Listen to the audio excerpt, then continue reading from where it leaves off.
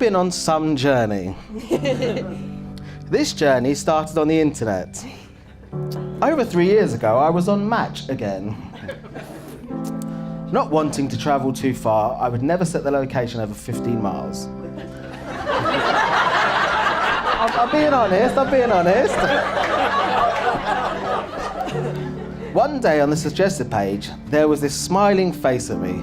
Blonde, curly hair, teeth poking out from a massive smile.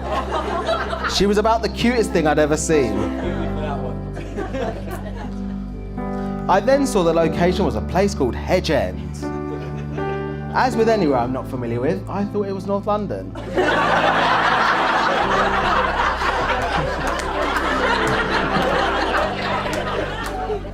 After sending a few messages backwards and forwards, I arranged a first date. And then I Googled Hedge End. Fucking Southampton!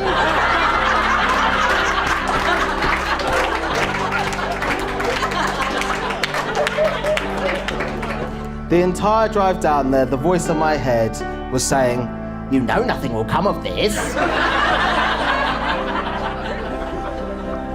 Thankfully, that voice was spectacularly wrong.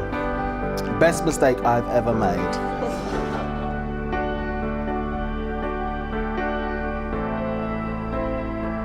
I call upon these persons here present to witness that I, Arran David Essex, do take thee, Laura Elizabeth Wright, to be my lawful wedded wife. With this ring, I promise to cherish you, listen to you, and always be on your team. I will keep my heart open to you, so you can always find a safe space when you need it. It is my great pleasure to tell you that you are now husband and wife, and Arran, you may kiss your beautiful bride.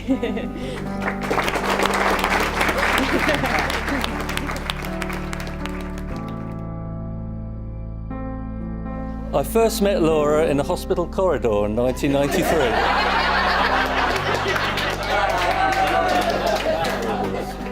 Laura couldn't wait to arrive and get on with life. And that enthusiasm hasn't waned since. Always the first to get involved or volunteer, never wanting to miss out. Liz and I are very proud of her.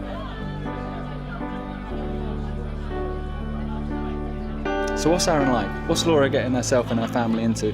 Because let's be honest, Steve and Liz, you only know the "yes, Mrs. Wright, thank you, Mrs. Wright" version.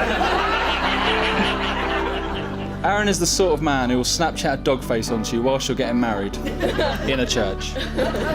He's the type of man that makes you pick him up at 3 a.m. and drive you home from a club in London and not let you leave the car for 2 hours because he wants to talk to you about life. He's the type of man that won't share his chocolate buttons with you because you don't savour them. He doesn't. Laura, as I say, very much has a sense of living and making the most of life, for her and the people around her. And may I say a similar trait I see in her husband, Arran. I remember meeting Laura for the first time and being greeted with a huge hug and a beaming smile. It didn't take long to realise that they had both found their soulmate.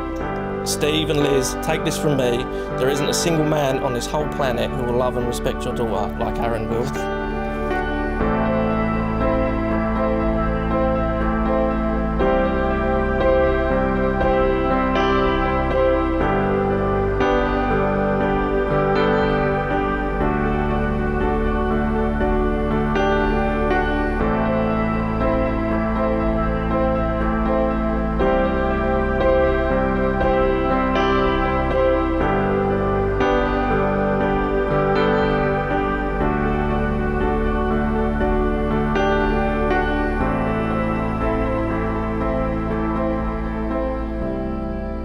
The morning after popping the question, and under the pure happiness was the smallest hint of fear.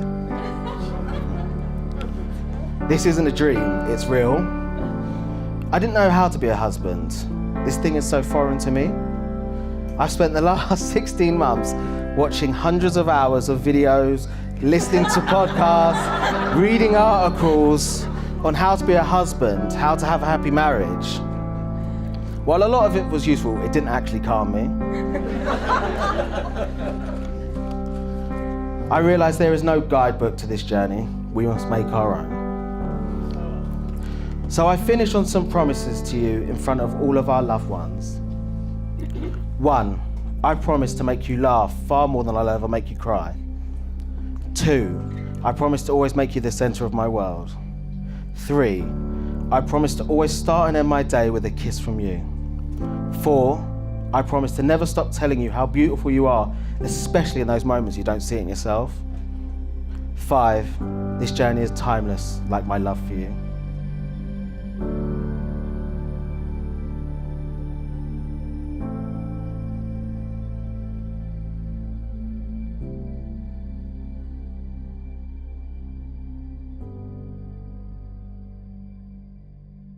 She stood up and I started telling her how much she means to me, how much she changed my life.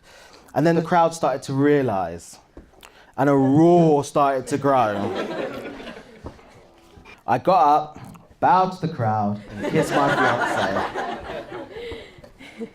She then had a go at me because she had ice cream down her top.